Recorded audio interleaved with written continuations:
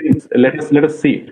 But the moment we had this COVID thing, first thing what I did was to call him and find out how does your thing helps what you showed me 2 years ago. So coming back to his background, Mayank sir has 24 plus years of experience in IT, learning technology, talent management, and assessment. Online assessment is an industry in itself, pretty popular in Western countries, and it's taking pace in India as well.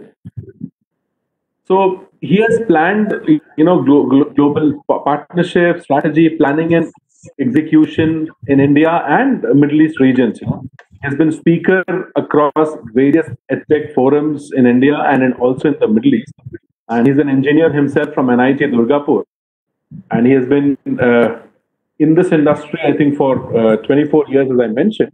And somebody who I usually go to whenever I am planning any technological intervention in schools. So welcome, Mayank sir. And I had a detailed discussion with Mayank sir as to what are the expectations. We had a few principles, and there are a lot of people who keep asking me, how do you get these ideas? Before this, we had a legal webinar. This is a webinar for technology. Before this, we had on sports, English. Well, somebody said that you pick the right nerve, what is needed, and you hold a webinar. So it's not me who picks up the right nerve. These are the principals of all our associated schools who keep asking questions about all these things. And that's how, I get the idea. So we discussed with him as to, how can we support schools in terms of assessment.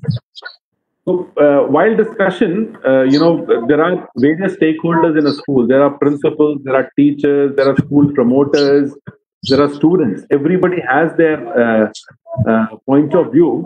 So first, what we would do is today's webinar is slightly different. We have 4 to 5 polls so that we understand what exactly we are arriving at. So the first poll is about who you are. So as of now, we have 52 people. Usually our webinars have 100 plus people, and there are people who come late as well. So I'm opening the first, So before I carry forward, I have a couple of requests.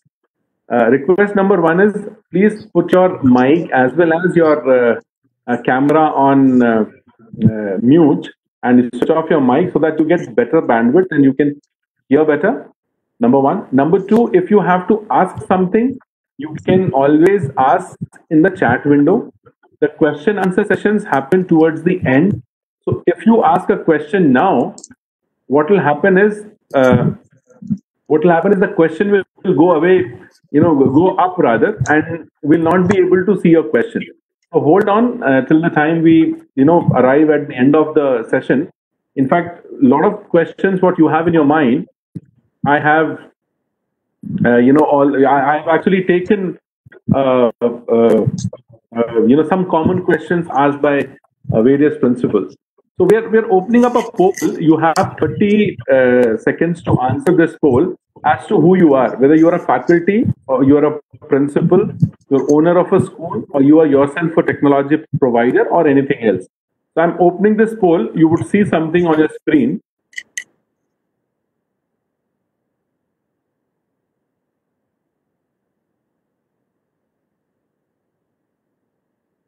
Can you see this poll on your screen?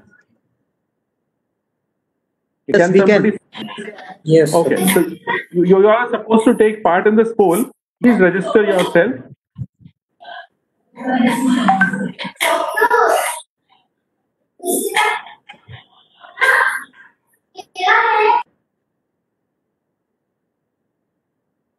You have 15 seconds remaining.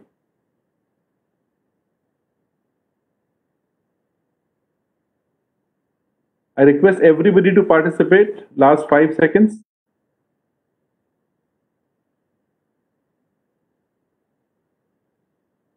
Yes, so the poll is over. We have about 12 people responding. So we have about seven principals and five, so we have seven principals, we have five faculties, we have one school promoter, and we have four other people. 35 people haven't answered. So this is the statistics. Now, coming back to the questions.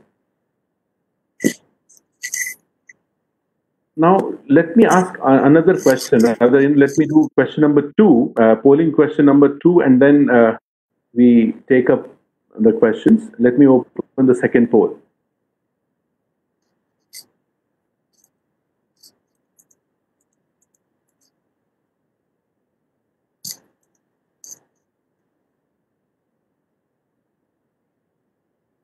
Since this is technology and I'm not very technological savvy, have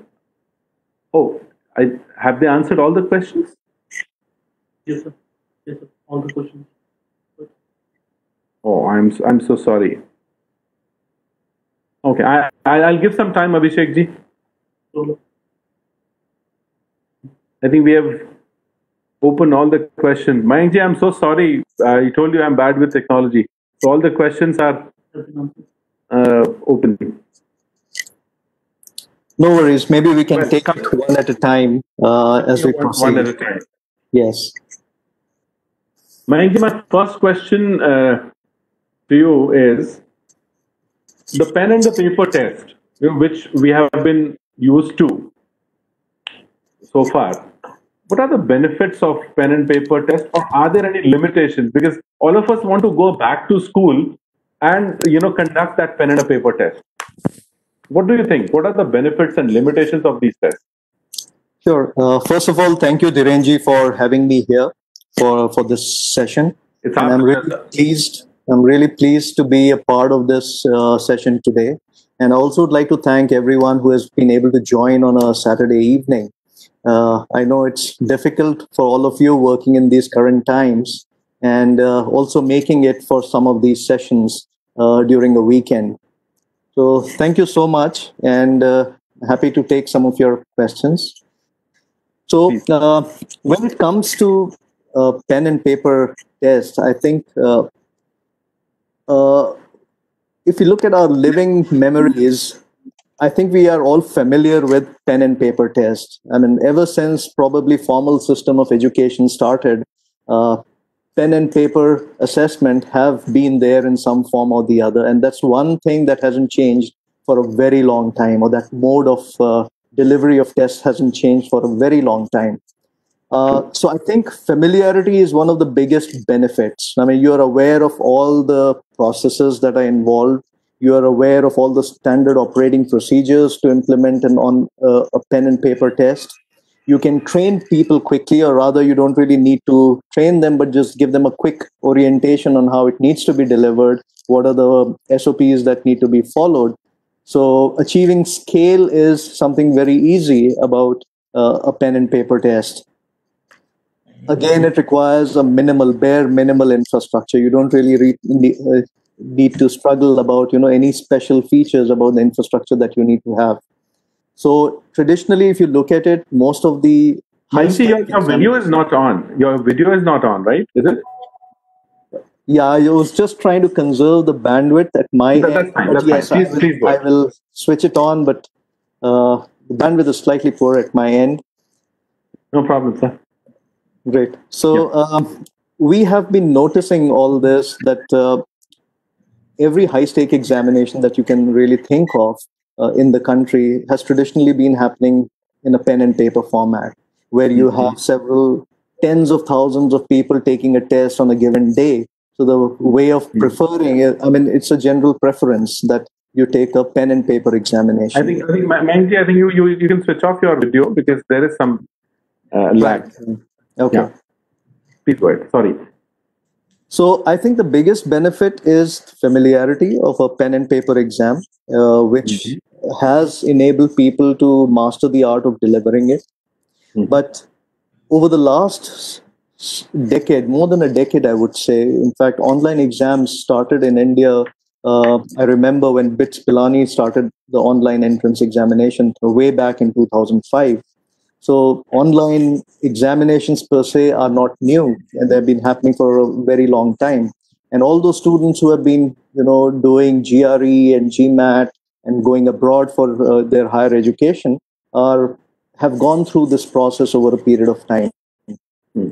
So, but if you really look at the online examinations that have been delivered for a very large part of time so far, is that most of the organizations have just transposed the current pen and paper format of assessments, that is a question with multiple choice options, to deliver their online tests. So to come to the limitations is the same thing.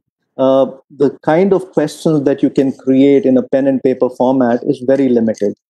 You can have multiple choice questions, you can have fill in the blanks, you can have, writing an essay and open-ended questions, but it creates that kind of a limitation. However, in today's context, when you want to, for example, assess across different range of skills and competencies, that's where the limitation of pen and paper tests come in. So for example, just to give you a very small example, an English language skills test. Now, an English language skills test probably will require reading, writing, listening, and speaking. And you need to assess people on all these parameters to really arrive at a conclusion on what the competency of an individual is. Now, how do you do the listening and speaking part in a pen and paper format? So this can very easily be done in an online format. Similarly, when you have assessments which require a lot of auditory and visual inputs, that again becomes slightly difficult in a pen and paper format. IT skills. So assessing for IT skills is a lot more easier using the online format. You can create questions which are like a real life scenario. You can create questions which probably where IT syntaxing is required. Likewise, when you're talking about analytic and logical thinking skills, you cannot really assess people through a straightforward fill in the blanks or a question, something that you set up on a piece of question paper, right? You would need multiple aspects, like can students or learners play around with the objects? Can they arrange them in a proper sequence? What comes first? What comes after? All this can be done in a much more better way through, a non-pen and paper or like a computer-based test. So these things become really difficult when you're talking about the pen and paper format. Another aspect, if you look at it, a big limitation is the consumption of time. You do a lot of repetitive work. Like every time you need to set an examination, you need to set up the question papers, then you need to deliver the test, and you need to evaluate the responses. And then still keep pace with the curriculum, and you need to cover your course and syllabus. So what happens really is, while assessments play a very important part in not only evaluating people in terms of how good or bad they are, but assessments or tests should play a role in learning or knowing more about the strengths and weaknesses of a student and then guiding them accordingly. Now, a pen and paper test does not really give you that capacity to quickly deliver a test and then identify what the results are, analyze the response patterns, and then pace your learning delivery or education delivery to address the learning needs of the target audience. So that's a huge You're right. challenge. Usually a school would spend about 15 to 21 days in completing one assessment cycle. Planning, timetable, giving notices, question papers, conducting the test, and then examining. 15 to 21 days. So you say that, this was my second question, that what are the benefits of online tests? Because most of us, as of now, want online examination as a solution for COVID-19. So do you see a benefit of this, or online testing being brought into schools in long run? So as I said during our initial session, like COVID-19 was a very unplanned event, and most of the technology solutions were not designed keeping COVID in mind or situations like this in mind. So most of the online solutions that you see will definitely play a very strong role during this times like this, and not only in such times, but also as a part of your regular curriculum. They play a very significant role. Any online testing system, there's a very significant role out here. Uh, so if you look at what is it that you can do, many times people think that an online assessment is about delivering a question paper online. But when you really have a truly capable platform for delivering online assessment, there's a lot more that you can potentially do with it. So just to give you an example, number one, you can create a question bank, a question bank which is structured in such a way that you have questions topic wise, you have questions according to level of difficulty. You can also categorize questions based on Bloom's taxonomy. So once you have created a strong question bank, all you need to do is pull out various test items from that question bank as and when necessary. So for example, if you have taught topic A in a classroom today, and you want the students to attempt certain questions from that topic, just to see. Very short OTP. I request everybody to please put their microphone on mute. Madam Shahina, or I think just hold on, I'll mute everyone.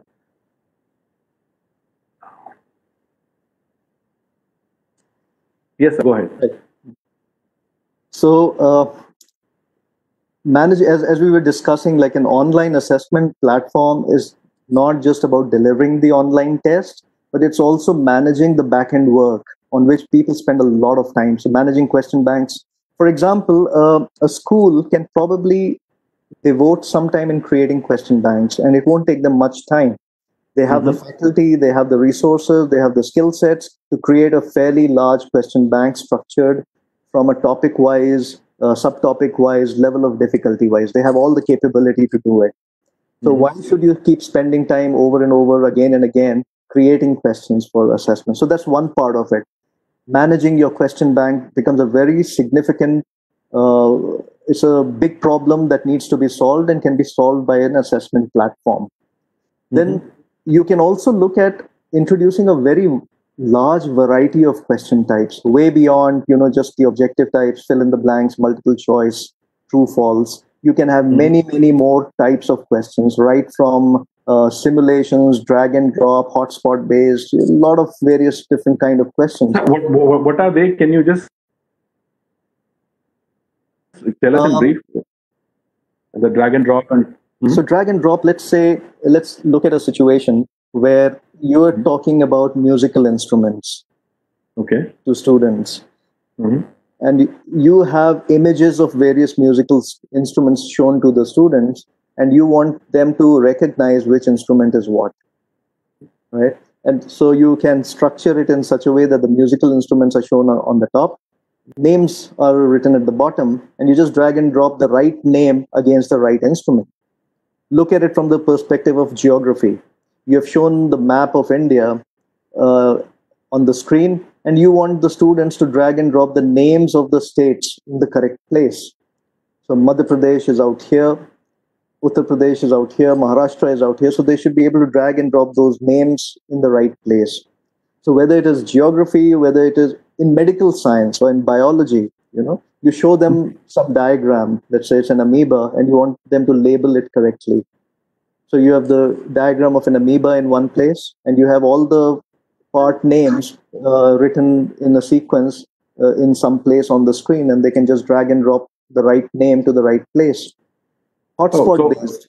So while I have this perception that it is difficult to conduct an online examination with the little ones, wherein you are trying to say that it is much easier and much versatile to conduct an online examination for these kids.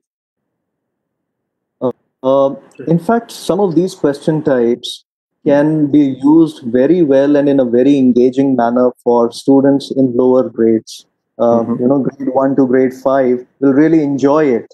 Enjoy taking tests. You can make it an enjoyable experience. Now look at students who are doing vocational skills. I mean, these are people probably who have left education and don't want something which is structured in terms of alphabets and letters but they want to see something a lot more visual. You can create questions which are, have a visual basis. Mm-hmm.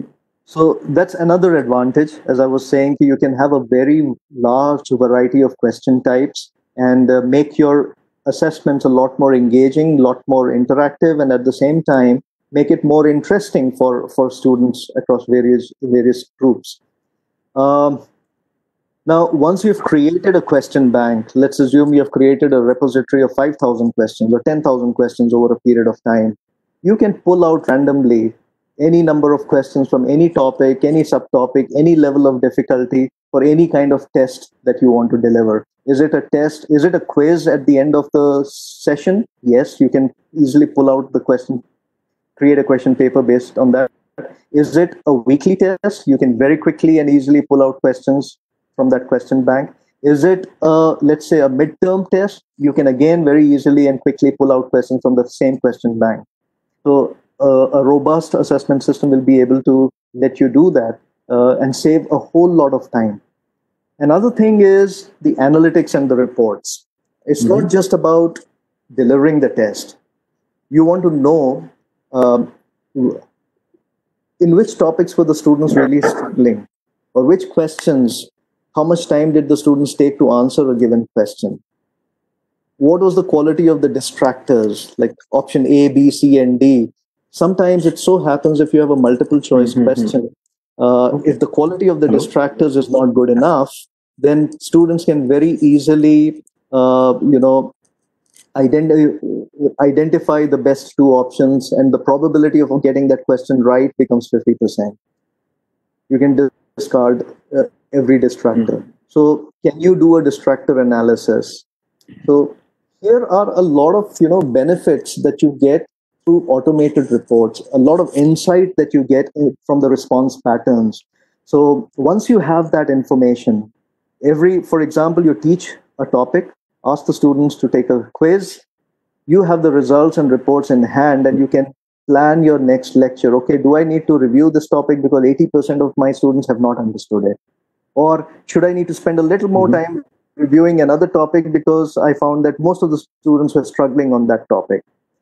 This kind of insight and analytics comes to you from a proper assessment tool. Okay. Sir, I have now two questions, and I'll ask both the questions together, and then I would request you to answer these two.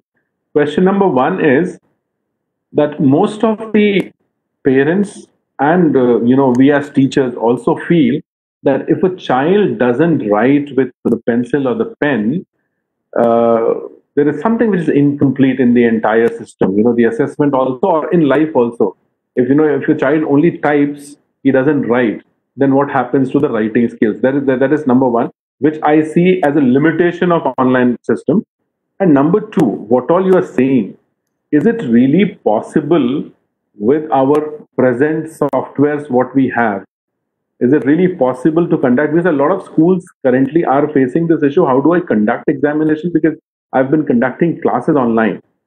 Now, what are the ways and means, or what softwares, or are these, Microsoft Teams and Google Forms, are they competent enough to conduct my examination?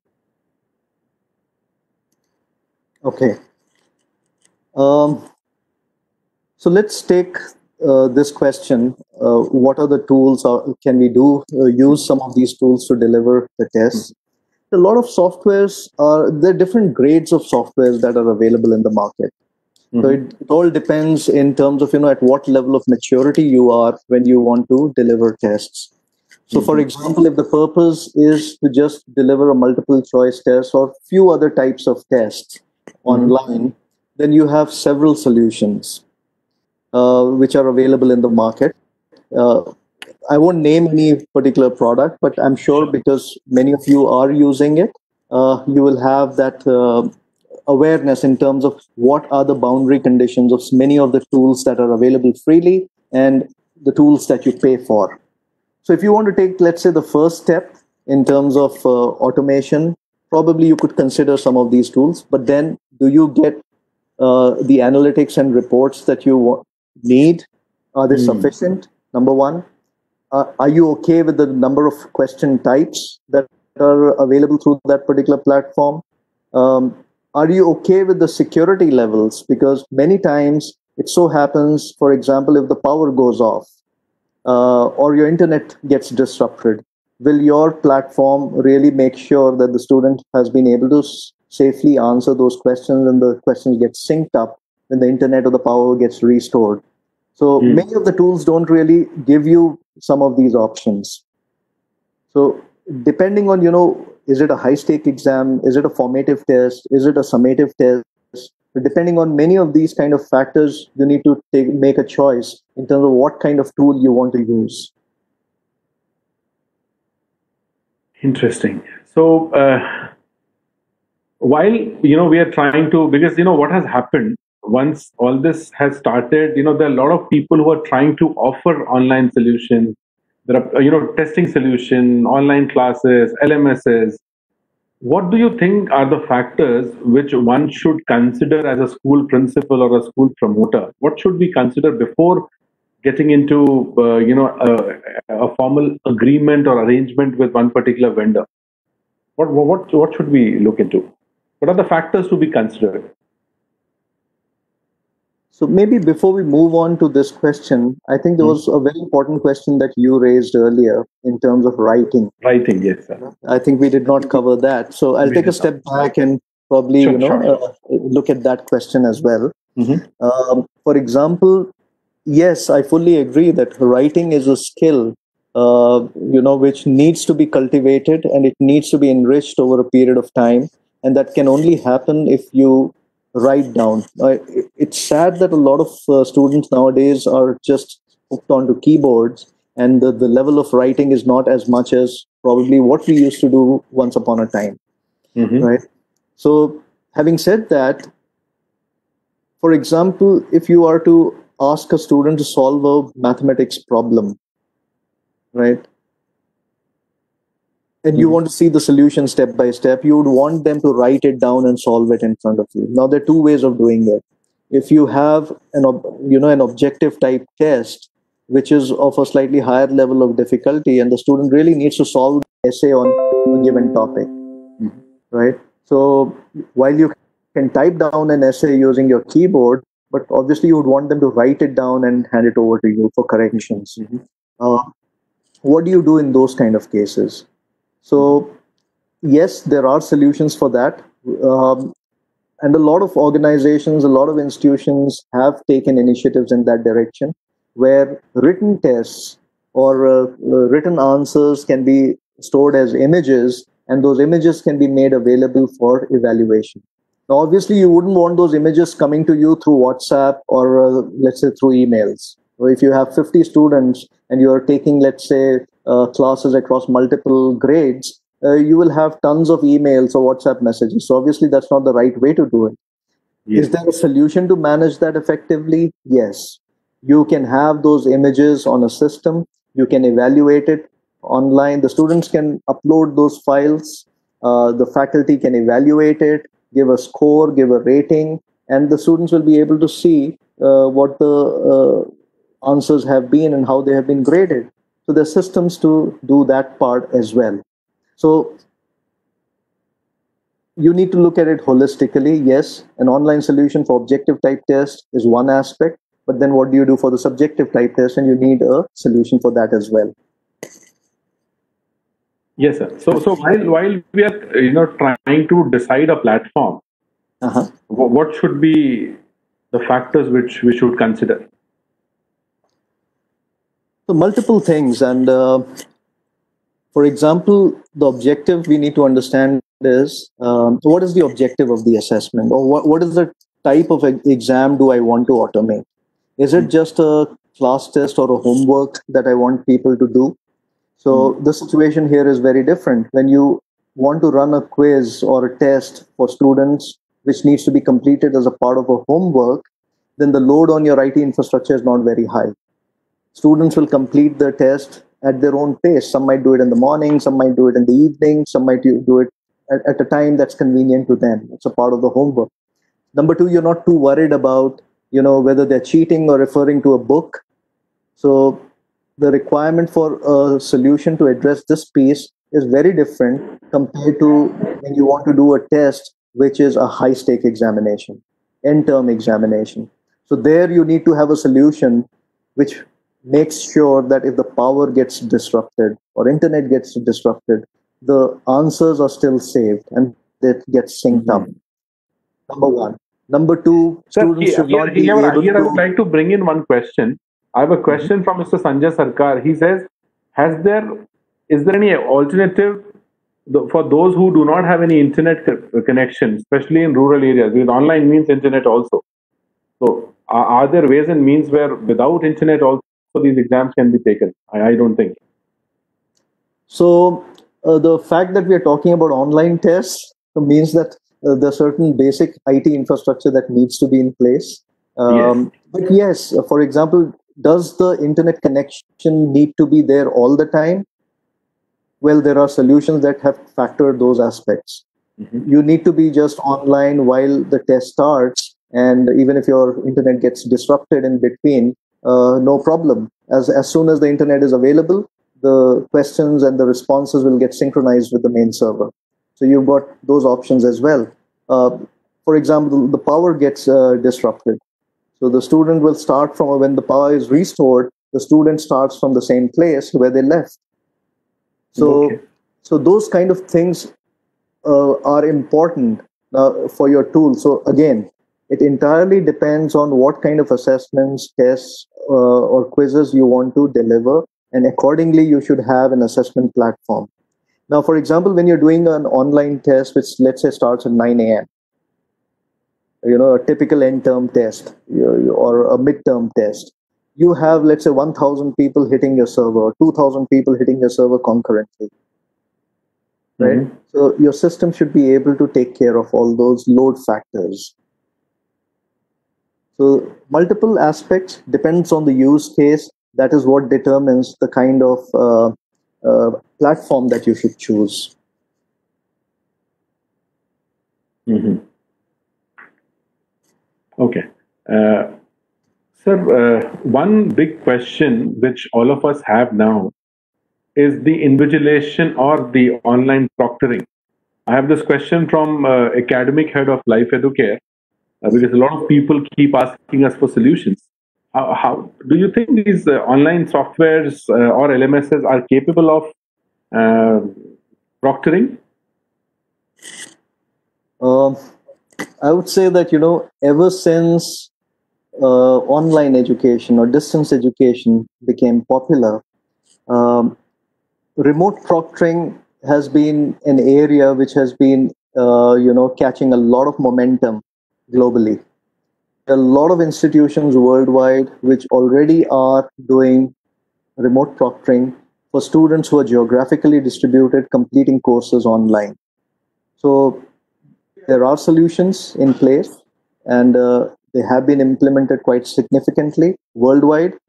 Even in India, a lot of educational institutions, particularly in the education space, in the corporate space, are using remote proctoring not only for assessing their own employees, but also at the time of recruitments when you need to do an assessment for employees as a part of your recruitment exercise. A lot of corporates, a lot of higher education institutions, and a lot of distance education institutions worldwide have started using this Mhm. capability. So you mean to say proctoring is available? Yes. Okay. Yes. Another question, sir, which is about assessments and students being a part of the whole thing. How do we ensure that the students take the assessments reliably at home in an online environment? Okay, can you explain this to us in detail? Okay.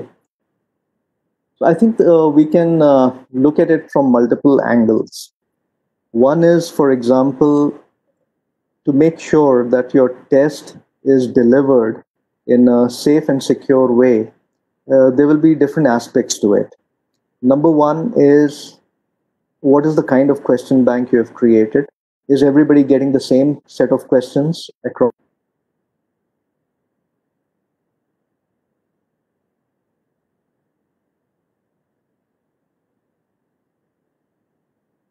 to deliver a test which is online and people are taking it from home, one way to reduce the chances of cheating is, number one, allow only one question at a time to come and let that question be randomized for every student.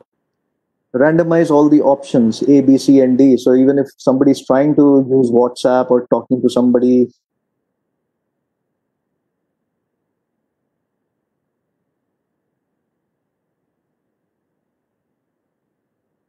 Okay, you can randomizing also, questions. that's one way to look at it. Number two, remote proctoring.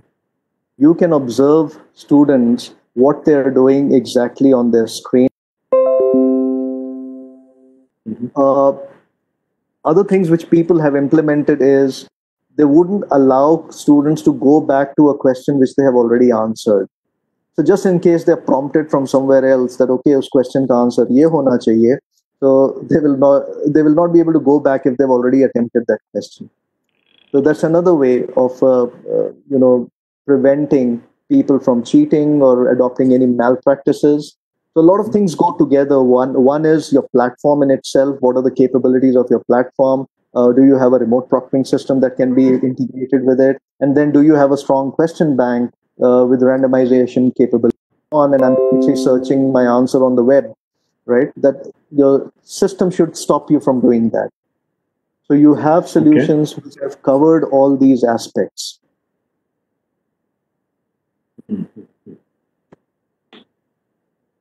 So, sir, while we are conducting an online examination, whatever the platform is, whether it is, a freely available software or a software with, limited, operations to be done, how can we manage the difficulty level? Because, an online examination with suppose I'm doing something on a free software, I'm sure, all these features are not going to be there. So how do I manage the difficulty level in such a way that I can achieve the objective of testing the student? So you're pretty much right out here. Most of the free softwares that we have come across are very good for formative tests. If you want to do quizzes,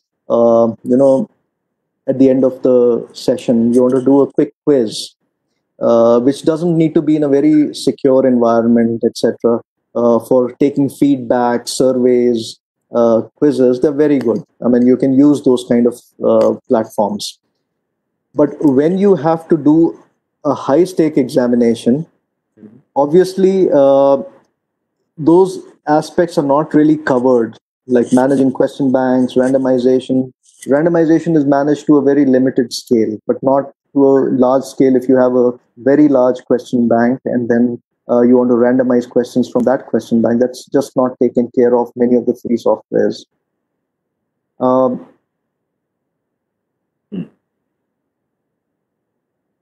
So, sir, time limits, because a lot of us are feeling that if we have sent a question or, if we are trying to conduct tests online where teachers are somewhere else and students are scattered all over the town, right. How do we ensure the time limits?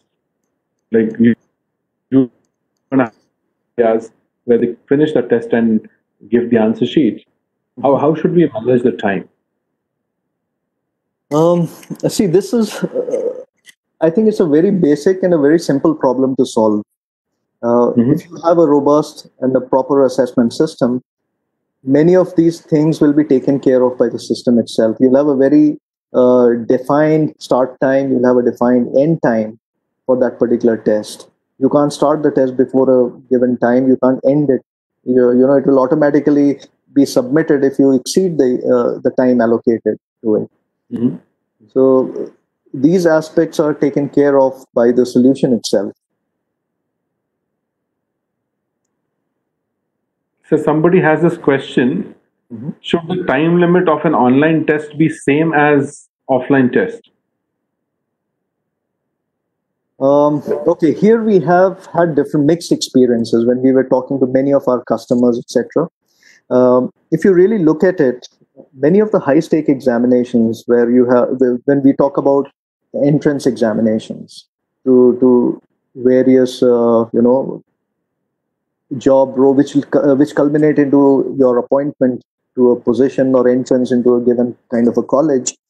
All those tests are timed, and as far as I know, that if it was a 3-hour test which was online, which was in a paper, when it was delivered in a paper and pencil format, it still remained a 3-hour test when it went online. Now, if you're delivering an online test at home, then yes, possibly you might want to consider a little more time, because one, many of the students are not familiar with the whole process. So maybe for the first time, you may want to give them an additional time. But later on, you don't really need to. If you want a test to be half an hour, so be it. Let it be half an hour. So it's just a matter of, people getting familiarized. But our observation has been that, children are very quick learners. We have not faced problem from children taking any kind of test, whether it's on a tablet or it's on a laptop. They have done it extremely, smoothly. There have been no issues. It's just about orienting them once. Sir, I have this question from Mr. Sanjay Sarkar, and a question which is, which is there in my mind as well. Which software is best for conducting online classes, as Zoom is in dispute and I am seeking another alternative? I would rather, rephrase this question. We are currently interacting via WebEx, and Zoom is something which is there, Google Meet. Do you think these are the ways to conduct classes and also conduct assessments? Because there are schools who are trying to, assemble kids in a Zoom meet or in a WebEx meet, and the teacher is sitting and looking at each student, and the camera is on. They're writing something, clicking pictures, and sending over via WhatsApp. One question is given, they're writing the answer, clicking the answer, and sending via WhatsApp to the teacher, and the next question comes. This is like, I am somewhere, but I am, trying to monitor you whether you are cheating or not. Is this the way? I mean, if you ask me an honest opinion answer, this is not the way. Definitely not the way. We have seen, the life of the parents becoming miserable. They are getting extremely frustrated with the way education is being imparted during this time. They come to the conclusion that if you are adopting such ways and means, then why should I pay my fees? You're not doing the right job, and you're not doing it correctly. You're increasing my work just to educate my child. So you're very right. Many of the institutions have picked up tools here and there, and it has created more chaos than really organizing things through, and the way a typical online assessment or an online education delivery should be. Many institutions we have found are not even familiar with what a learning management system is all about. What does it do, and how does it help me to seamlessly manage all this confusion? A lot of we have seen schools sending links for your session, for every session, and it comes as a separate email. They expect you to respond to a lot of questions, again send it through email. They have not really even adopted some of the free tools that are available in a better way, and have just scratched the surface of it. And I think the reason has been that the educational institutions, particularly in the K-12 segment in India, have been deferring their decision to adopt technology. I think that has been the last priority for them. While many of them have adopted, let's say, a student information system, because that deals with managing your finances, admissions, etc., etc. So you have adopted the student management system, but you have not done anything to bring about changes in the way you deliver education. So I think that's a common problem, and that's a larger problem. So now, like a normal teacher or a principal, where I would come back to the same thing if I believed in it. My next question, I might be, sounding repetitive, but how can we do subjective test in current scenario, end to end, the way it used to be? How can we go close to a normal pen and a paper assessment via adopting online techniques. Because that's where I think everybody or most of us are trying to do, that we want to have the similar kind of experience what we had when the schools were open to conduct tests. So here again, there are ways and means, as I said. What would this require? Number one, you should be able to proctor the student while he's taking the test. He or she is taking the test. Number two, after the test is taken and the student has written their responses, they should be able to submit it digitally. And certainly not through emails and WhatsApp, but through your system itself. So these are the two critical things. One, remote proctoring. The second is able to upload the written responses to a system. Mm-hmm. So here, if you really look at it, just to simplify the approach, the questions will be made available to the students online. The students will switch on their webcam and log into a session typically like this. The faculty will be observing the students while they are writing down the responses to the questions.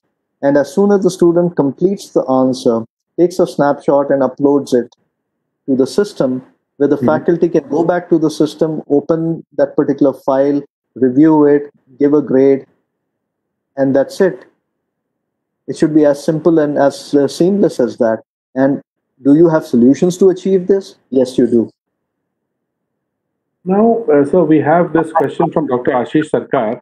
Obstacles of power cut networks will not allow children to maintain the time-bound submission. What is your view? That also is my next question.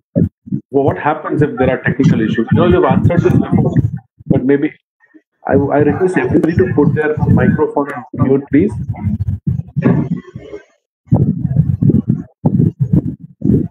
One second, sir.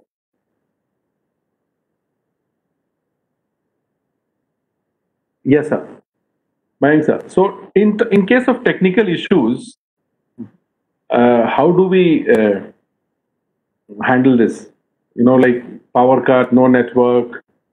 If suppose there's a power cut and everything goes away, the system reboots. Right. This is a common problem. For example, and these are among the variables that pose a challenge to doing, education online. You have these multiple variables. It could be a power related, it could be system related, it could be internet related. And then how quickly is it getting resolved at that end? We do not know. Yeah, and also maybe if a child says that I'm not feeling well right now. Yes. So that's a situation that can happen even otherwise as well. But yeah, that's among the variables. Now, can we solve all this remotely? I don't think so. But can our system address this to a certain extent? That, for example, while I'm taking the test and the power fails, then should I do this 2-hour test right from the beginning, or should I begin from the point I left or it got disrupted? That can be addressed. That can be solved. But can I solve the problem of power not going at all? I mean, I think that's a foregone conclusion. It cannot happen. So, as we say, there have been benefits, and these are challenges which an online system will always have.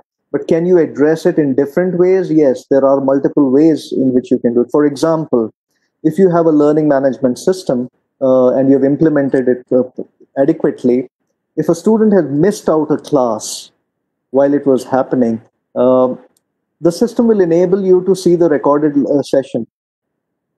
So you don't really miss out a class. Now, this has been solved in a much more beautiful way than a student misses out a class in a real life situation where they go to a physical class, right? So if a student misses that class, what do? They normally go to their friends, take their notes, etc., but they miss that experience of a class.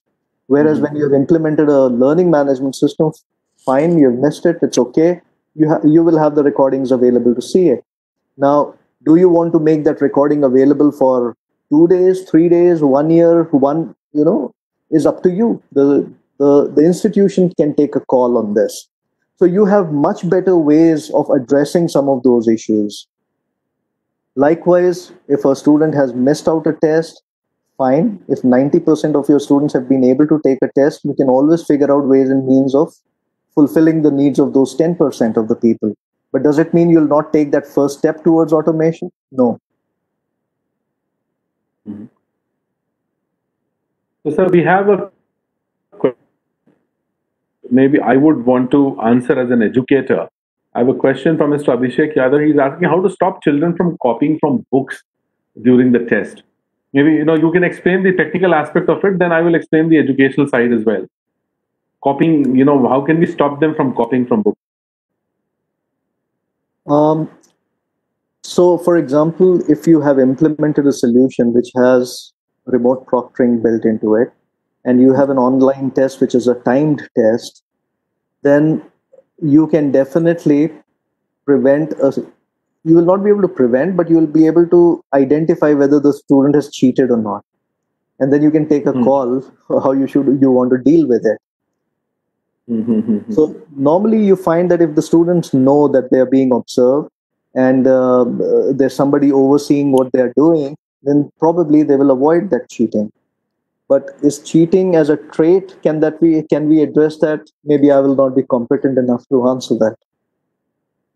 In fact, Abhishek ji, what has been our experience? We have been, trying to conduct examinations in various schools.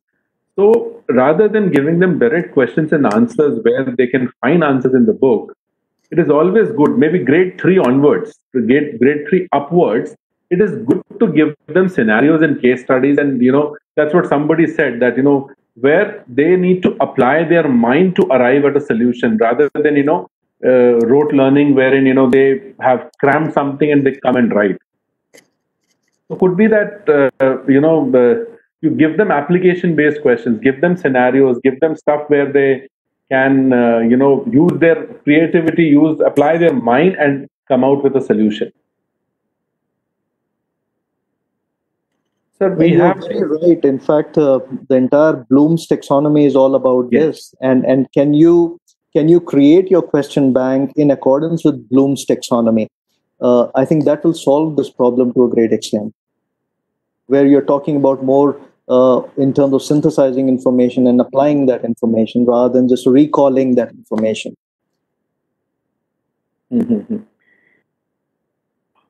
Mayank, we have a question from Mr. Kamal Kumar Soni. Kamalji, please unmute and speak. Because question, he's saying, do we have a solution that after evaluation of answer sheet, it can return on same platform? I didn't understand this question, but this looks a tricky thing. Mr. Soni. কি বাবা যা মামা meeting তো হয়ে গেল বাবা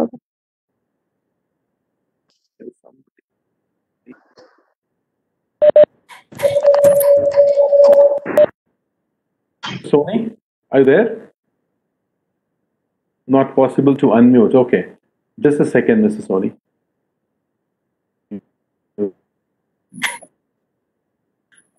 Yes, Mr. Soni, go ahead.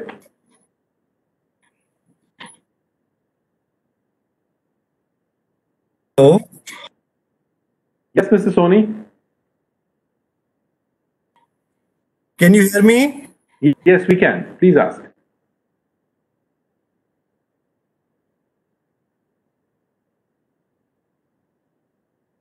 Mr. Soni, we could hear you in between. I think we will move on to the next question. Mayankji, as an organization, how does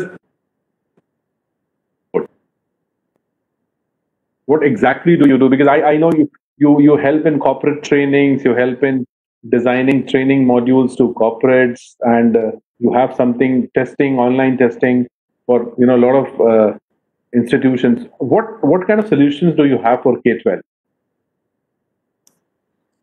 Yes, I think this is a question which we would love to answer. Finally, we get an opportunity to talk about what we do. Please do that, sir.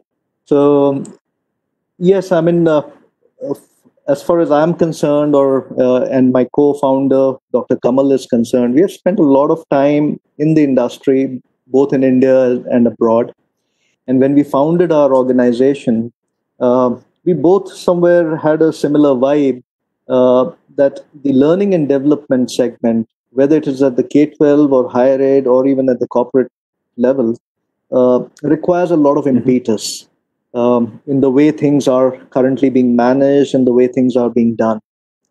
And as an organization, we have focused on what kind of tools, platforms, and technologies can be useful in measuring and enhancing learning outcomes in a scientific way. If you really look at a lot of the tools, technologies, and platforms that we have, go to enable our customers to not only enhance learning outcomes, but also measure learning outcomes. And we have the complete ecosystem around it to support them.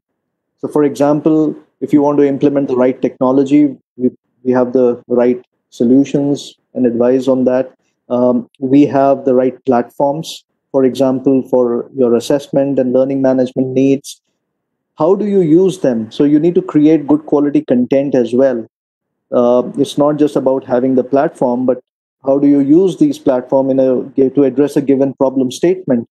So we have a team of designers and developers who enable organizations and institutions to design their e-learning content, and at the same time, the basic content that they would need. So many times you might buy a platform, but if it doesn't have adequate questions to get you started, then you might struggle to adopt that platform and utilize its full benefits in a short period of time. So that's what we do essentially. So do you also have this online classes option? Yes. So we, for example, have enabled one of the educational institutions.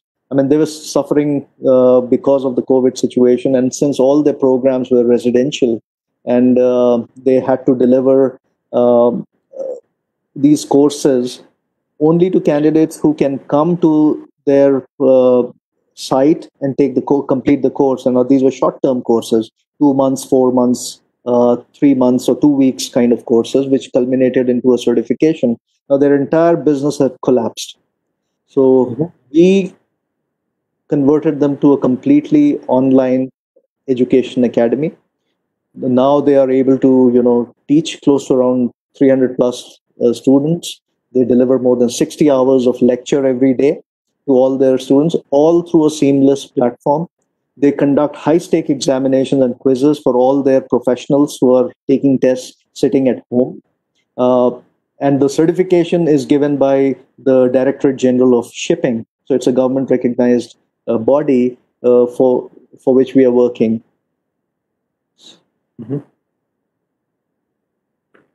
So when it comes to the learning management system, the LMS, what you have, does that answer all the questions? How do I teach? Or is it that, because what happens sometimes, like I was traveling, so I cannot really sit, and my daughter really cannot attend her session because she's young. So do you have these options where, the videos can be recorded and kept forever, where I can come back and I can see what happened in the class? Because, all these, Zooms and, all live meeting platforms, they are unable to provide me a chronological, series of lectures as to, where I can find out that, fine, today this happened, the next day this happened. Is it possible to have these kind of LMSs, or are they there? Absolutely.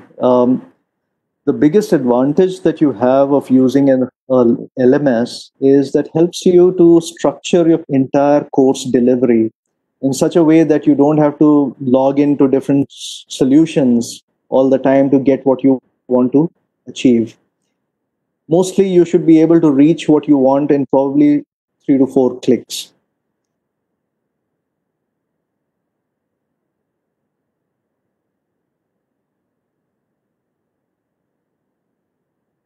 Platform. I need to log into something else. So you need to create a simplified and a unified solution for your students to know what they need to do and what has been structured for them for, let's say, the week or the whole month. And it should come to you in a very simple way in the form of dashboards that, okay, these are the classes that you have to attend, these are the quizzes that you have to do, and they should be able to view it as a part of the dashboard. So that's something which a typical LMS will provide you. Okay. Now, there is a question from Mr. Mufaddal. He says, can you elaborate how do you conduct self-assessment? Mr. Mufaddal, is it directed towards the speaker? Or because I see that you're asking somebody else as well. No, actually, hello, good evening. Am I audible? Yes, you are, sir. Please go ahead. Somebody had put up in the chat that they conduct self-assessment also for the students. One of the modes of assessment that they conduct in the schools. I just wanted to know, how do they conduct self-assessment tests for their students, and how does that help them assess the attainment of their students? I would like to know that. If the person who asked this question or said this, if you want to answer this. At the same time, we were having a discussion right now on conducting assessments, and okay, application-based questions or questions based on the Bloom's taxonomy on the higher end might help, but we also have to conduct questions which are objective in nature on the first three levels of the Bloom's taxonomy as well. This is where the difficulty comes, where students might resort to unlawful means because they're objective based. So how do we solve that scenario? Can the speaker elaborate on that, if something has been done these days? Yes, I think this is a relevant question, and I'm sure a lot of people will have this as a matter of concern, because not all questions can be application based. You do need to ask some of the questions which are, let's say, recall based. Now, there are different ways of doing it. Number one, as I said, if you have implemented a system which allows you remote proctoring, and your online assessment tool doesn't allow you to toggle between screens, then you are able to control some of these aspects. Number three, if you have a system where only one question appears at a time, and it comes for a very short duration, let's assume, you have a time test in any case. So if you have to complete, let's say, 30 questions in 15 or 20 minutes, the possibility of student resorting to unfair means becomes very, very limited. You're already pushed on time. Okay, thank you. I think we can look into these as well. Thank you for your suggestions. So we'll take a couple of questions from participants. So if you are if you want to ask a question, you can maybe unmute yourself. And I see that there's one Mr. Sanjay Purkayastha. He wants to ask something. Mr. Purkayastha, can you please ask a question?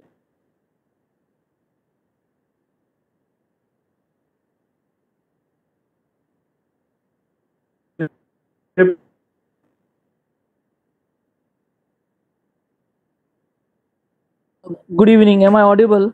Yes, sir, you are. Good evening, everyone. I just wanted to know your thoughts on open book assessments or assessments for learning.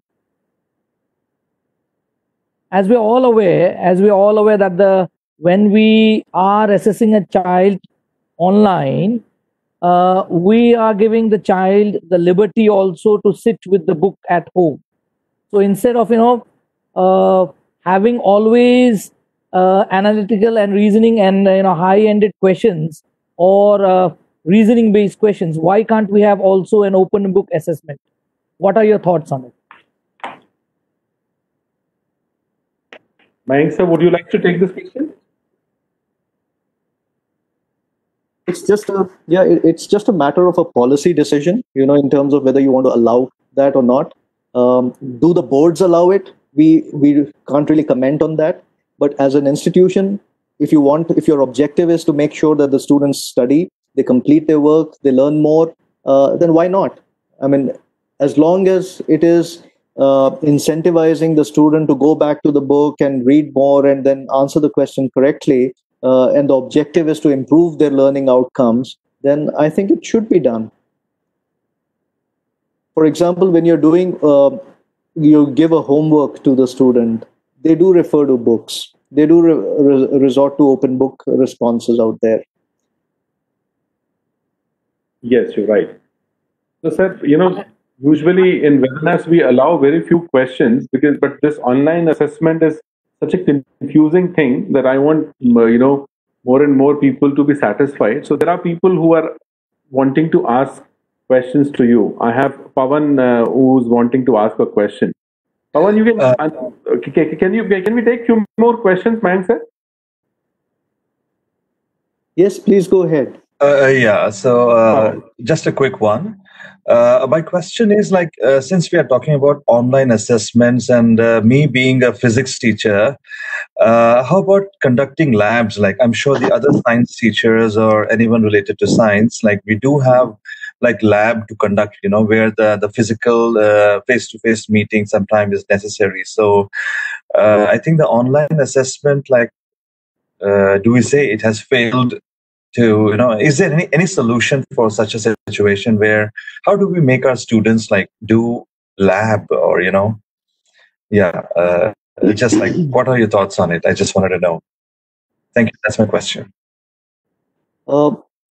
Yeah, that's a very interesting point. In fact, with a lot of AR and VR coming in, there are a lot of organizations which specialize in these virtual labs. Where you have a complete experience. Like, for example, you enter a chemistry lab and you have a row of chemicals. You've got to pick it up and then mix different set of chemicals and do some assignments. To answer your question, yes, there are tools that are available to simulate those kind of lab conditions. Now, can you do some assessments around those labs? Maybe some of those tools might be having possibilities, where they just simulate the entire physics or chemistry lab, and you are required to pick up the right set of instruments, right set of tools, arrange them in the proper format, and get your results. A lot of initiatives are being taken in that direction. Thank you. I see. Yeah. Thank you, Sarkar has to say something. I think he has some information. Mr. Sarkar, do you want to share it with us? You're saying something like olabs.edu, instructed by MHRD. Mr. Sarkar? Yes, sir. This is Sanjay from Chhattisgarh. Sir, can you be a bit louder? I can't hear you. Now my voice is clear. Yes, it is better. Yes, Mr. Sarkar. Actually, there is one website that is olabs.edu, which is constructed by MHRD. So here, in this website, the student will get complete 3D lab, and it is very easy to handle. All the lab work subject wise, it is available for 9th, 10th, 11th, and 12th. So I don't know whose name is that actually who asked the question. You can try at once and you can suggest to the students. Okay, that was Pawan asking it from Indonesia. So Pawan, there are stuff available for Indian students at least by the MHRD. Yes. Oh yeah, sure. Thank you very much, Mr. Sanjay Sarkar. And also, there's someone with the name User01. Thank you very much. User01, you have, I think it's Ms. P. Bora. You have a question, right? You can ask, ma'am.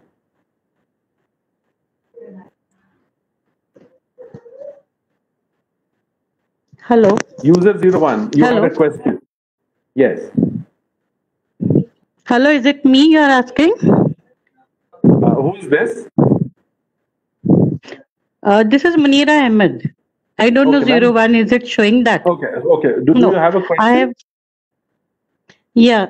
It is related to mathematics. What if sir says this? Many of the schools, like one school, I came to know, for mathematics, they will not ask the working. They will give the problem online, and the student, they have to work in, and then they have to give the answer directly.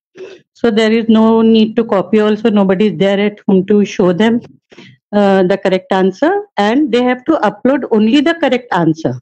So, sir, what do you suggest about it? Is it okay, fine, to take correct answer from the students, or should we have all the working of the mathematical problem? I think I would like to answer here.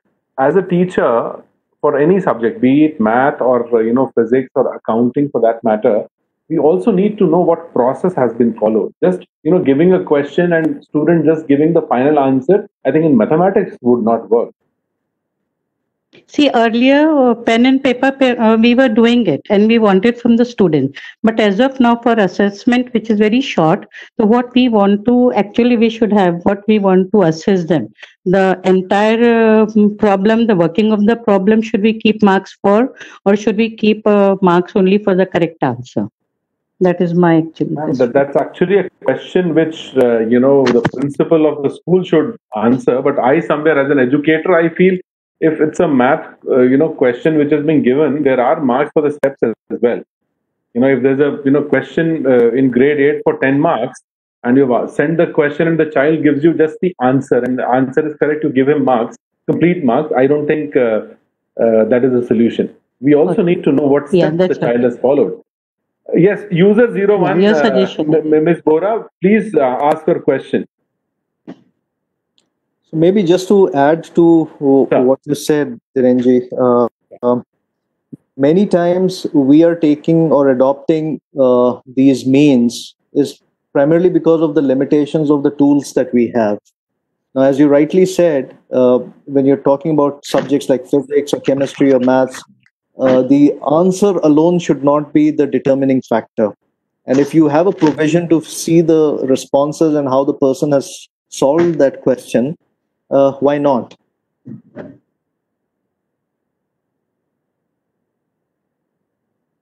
Mm-hmm.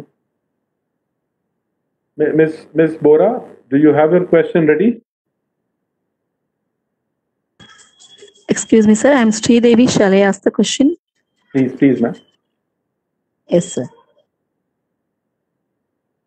That ma'am say that final answer, according to me, actually, it's a toughest part, a drawback to conduct that examination and assessment part. If we give the open book test, they can search in a browser in a Google and then immediately they can answer. As ma'am say, the final answer is enough. They can browse immediately in a voice, Google Voice, they can find out the solution. So this is not a correct way. The students are beyond our limit. They are trying to cap up only the answers. So in what way of aspects to conduct, either it is open book test or something, this sort of things is a very crucial, sir, actually. We educated, we need to just suggest some remedial for these actions. Thank you, sir. I personally feel that the way tests and exams are registered in our mind, it has to be this way. I think first there has to be a change there.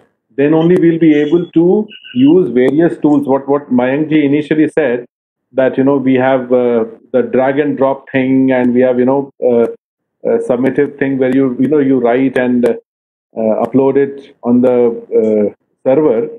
We have to first, I think, as an educator, get convinced that this also can be a way to assess, because our primary focus during assessment is that you only write what you know. The activities, the what we call it, the application-based questions, all these things, first we need to, as an educator, believe that yes, this also can be used as assessment. Okay, fine, sir. Thank you, sir. Thank you. We have a question from Dr. Sarkar: how to evaluate conceptual learning through online assessment instead of focusing on answer? I really do not know the answer for this. Mayankji, if you want to answer this. So yeah, I mean, the conceptual learning aspect entirely depends on how you have structured your questions in your question bank. You can always have questions of multiple levels of difficulty. When you create a question bank, you can always do it topic-wise, and then you can also grade questions in terms of level of difficulty. That this is a level 1 question or a level 2 question or a level 3 question. Now, suppose you have created a repository of such large number of questions and you want to create a question paper, let's say, with 20 questions picked up from different topics, but some of the questions are going to be of, let's say, easy level of difficulty, 60% are going to be of a medium level of difficulty, and the remaining, let's say, 20% are going to be of high level of difficulty. So the system itself will pick up questions randomly So you'll have a mix of, as I would say, application-based questions, recall-based questions, or even more complex questions. Anybody wants to ask any question? There is one Madam Rashmi Umesh. She's asking, what about evaluating drawing skill with answers? Ma'am, we didn't get your question. I mean, I didn't get your question at least. Can you unmute yourself and ask? Hello, good evening, sir. Good evening. Sir, I wanted to ask one thing, like biology and zoology subjects, like draw and then explain. So such type of questions are also a little bit complicated. So how this online assessment, how it is possible? How can we do that type of answers? How will we do through online testing? This is what I wanted to ask. So this is, for example, this can be done through the subjective questions. Now, a subjective question can be responded to by the candidate on a piece of paper, and the snapshot can be uploaded in the system. The faculty can view it and give a score. So does that solve your problem? Yes, sir. Yes, sir. Thank you. We also have Mr. Sanjay Purkayastha who wants to ask a question. Good evening. Good evening once again. First of all, thank you, Mr. Mayank sir, for the earlier reply. Now, my question here is for the senior school and beyond. Okay, and sometimes I teach maths, and we have geometry calculus out there, where a student may arrive at a solution through different methods. Now, through online teaching or online assessing, how can we find out how did the child arrive to that solution? Online assessments do not give the educators the option to see the line of thinking of the child. So what is the solution towards that? This is a typical scenario in any subjective examination, where you want the students to respond through, let's say, writing down the answer or following a certain step to arrive at the conclusion. So many times the conception we have about online test is a solution which only addresses multiple choice questions. But an online assessment platform can have multiple aspects to it. One is, for example, addressing multiple choice format questions. The others could be file upload kind of questions, where you can solve a problem and then upload that particular file for people to review. So I think in your case, this second method will be more appropriate, where the student just solves the problem or does the drawing and then takes a snapshot, uploads it for the faculty to review. Yeah. Thank you so much, sir. Welcome. We have a question from Mr. Shashank. Mr. Shashank, I don't think we'll be able to answer that question, promoting or recommending any company. A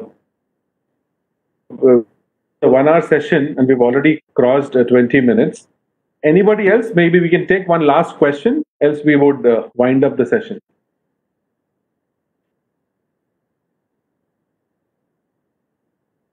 No questions? So thank you everyone for joining. Yeah.